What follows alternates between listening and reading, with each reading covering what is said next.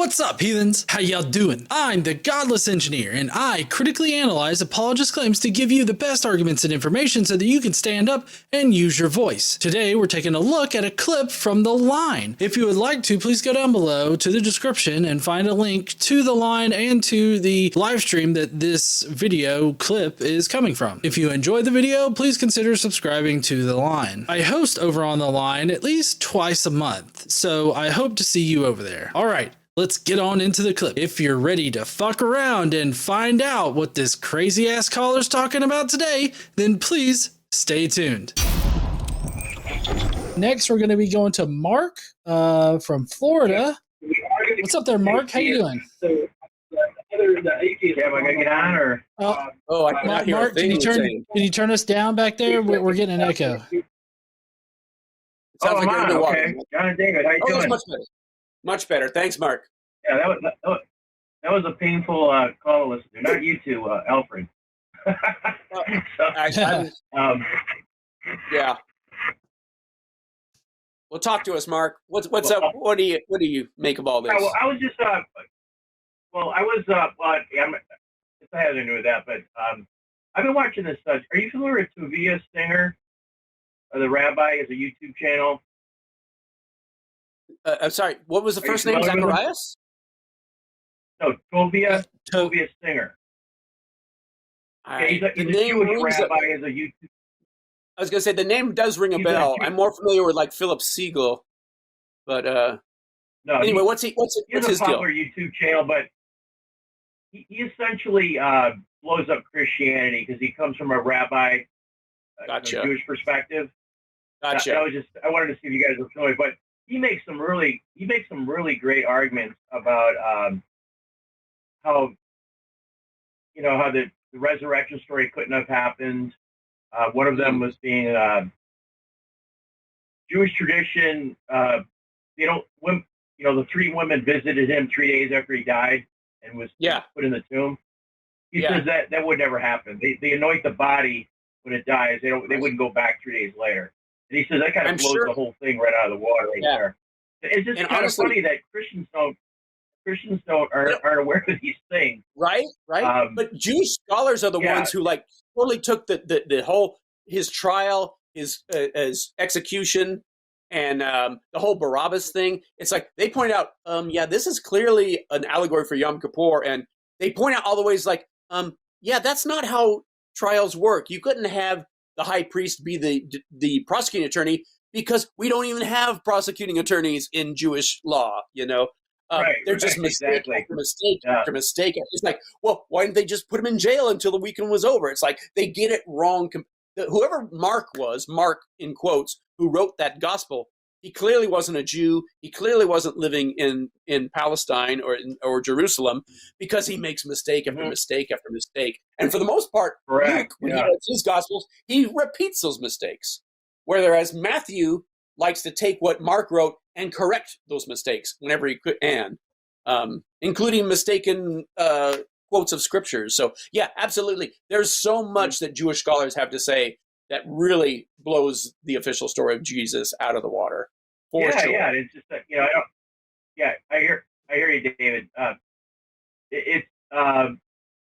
haven't heard. I watch the show a lot. I've talked to John before. You guys don't really talk about the Jewish perspective, I guess, on things. I don't hear it come up a lot, I guess. Yeah, maybe we should have a Jewish. We should. You should have a secular Jew up here, or even not a secular Jew, but a Jewish rabbi. Because I think that would be super helpful. I think it'd be a great idea because they because it's an older religion than Christianity, right? It is, but you know what's funny about that? You know what's funny about Judaism? It is older than Christianity, but it's not as old as we've always thought it was. And I talked about this new book I've written, Playing God. Judaism is about 1,000 years younger than we've always thought. And that's only come out very, very recently. So there's some very exciting archaeological and textual discoveries that have really blown the lid off of early Judaism. And sorry, I didn't mean to derail it, but I get super excited about that. Yeah. Okay. And for that matter, same with Islam. There's been some really just mind-blowing stuff happening in Islam origins studies and origins of the Quran. Anyway, but sorry, I didn't mean to jump in. I'm just a little, I'm just getting wired, getting excited about it. Well, anyways, he just has a series. He has a series of observations about the New Testament. It's just really interesting. That couldn't have happened. That couldn't have happened. Why do you need a savior to forgive sins when Jews believe you can pray to God directly and He'll forgive your sins?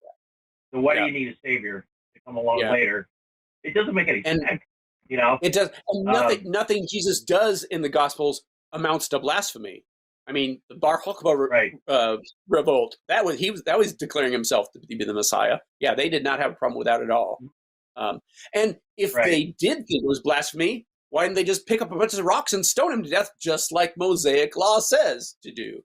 I don't know how Jesus in the Gospel of John managed to walk out on stage for more than 5 minutes without getting stoned to death, because he doesn't even care who knows that he's the Son of God. It's just so many ways the official story does not work at all.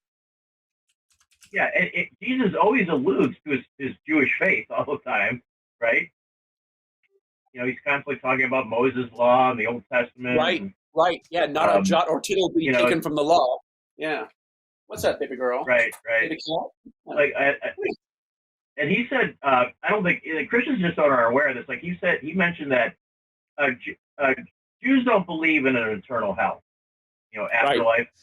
They don't believe that. They believe it. They believe that you.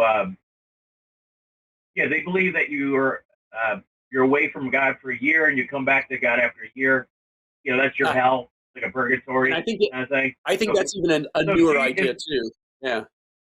So is it? Yeah, but I'm saying So you don't think Jesus wasn't? Why would Jesus be talking about hell all the time when they don't really believe it? Right. Exactly. Or and all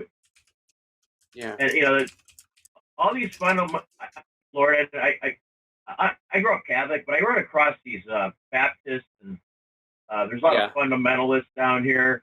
All they talk about is damnation and eternal damnation, eternal hell. And I go, well, I don't even think Jesus believed that.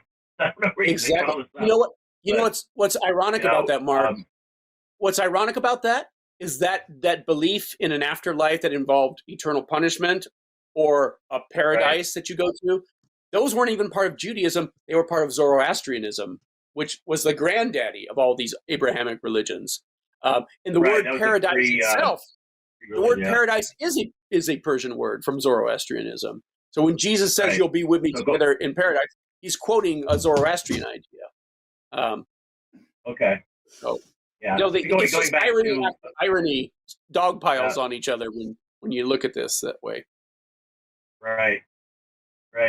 Another funny thing is like you were talking. Why weren't if there was this miraculous,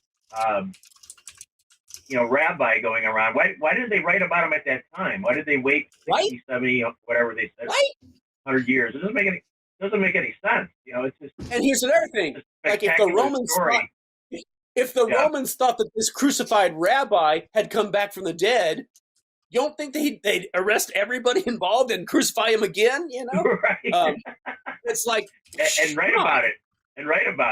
I mean, what's funny in the New Testament when they describe Paul going on, or Peter, maybe it's Peter or Paul, but they go on trial because they're preaching this guy who just got crucified and rose from the dead.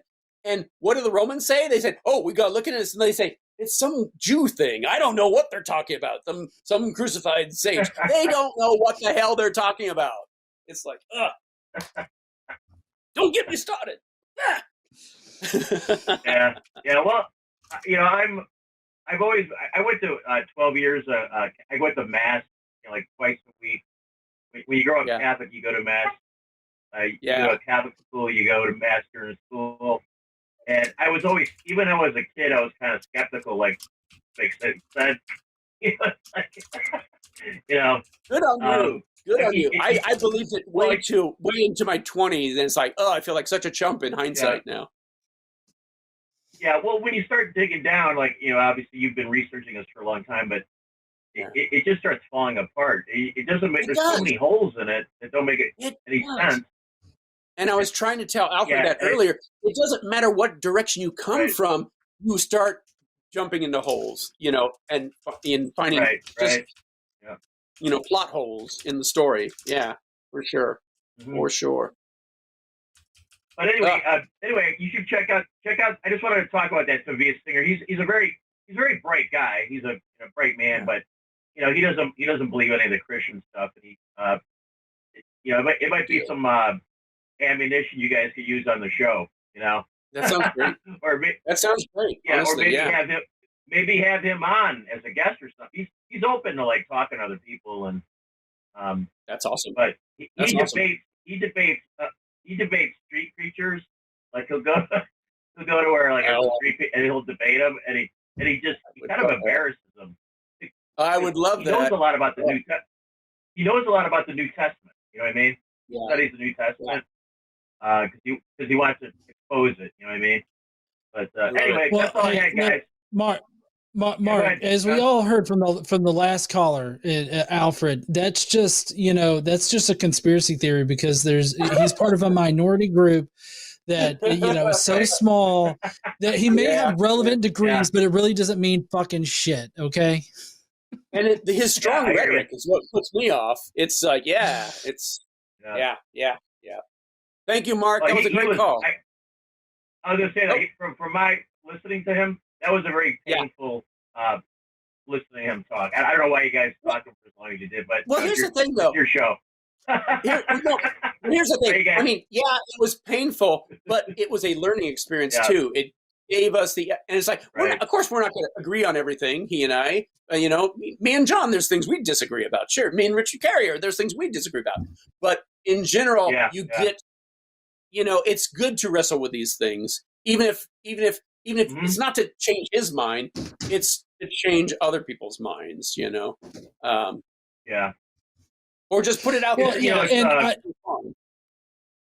Honestly, I haven't really encountered a lot of people that like to say that we're conspiracy theorists and like have like a direct one-on-one call with them and like have a direct interaction. Normally it's just people that just throw out the rhetoric, oh, you're a conspiracy theorist, as a way to like just totally dismiss whatever we're saying about like Christian origins. And so like, I definitely like directly interacting with people that think that it's a conspiracy theory because I feel like that gives me a chance to prove that it's not. But like, I felt like Alfred just was trying to gish gallop. And then like anytime we had an explanation for him to explain why, this isn't that, he seemed to just fall back on his apologetic roots and everything. So I don't know. It was a frustrating call for sure.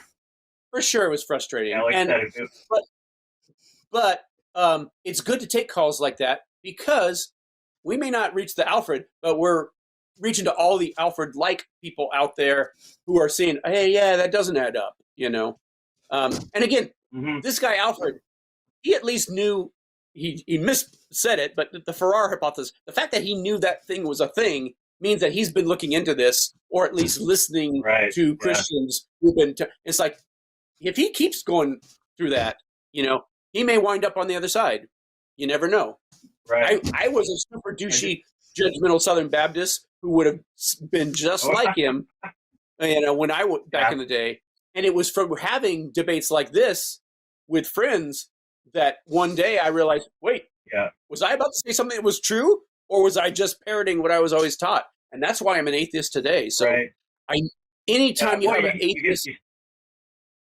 I was just going to say, anytime you have an atheist and a believer in discussion, it's always a win-win, really, no matter what it feels like at the time. Yeah, a lot of people, a lot of the Christians, they just don't want to think. Good for him for at least putting his money where his mouth was, and looking into it, even if it's just on one-sided of it. But that said, it's great to get a call from you, Mark, after a call like that from Alfred. This was I appreciate that. Yeah, but anyway, check out Singer on YouTube. He does a regular program. Interesting, great, smart guy, Jewish perspective. He's a believer, but he makes some interesting observations. So awesome. Anyway, you guys have a good night. I'm gonna let you go. Thanks again, Mark. Taking the call. All right. Yep. Thank you, Mark. All right, that was an awesome call to take there. And I've spoken to so many Marks, I can't keep them all like situated. So I don't know if I've talked to Mark before. I think I have, but in any case, well, heathens, that's going to be it for today's clip from the line. Again, if you would like to subscribe to the line, their links are in the description. So please go down there and subscribe. And as a reminder, I do host over there at least twice a month on either a Sunday or a Monday. So if you want to see more of me answering questions from callers, please go over to the line and subscribe. Don't forget to stand up and use your voice. Bye, heathens.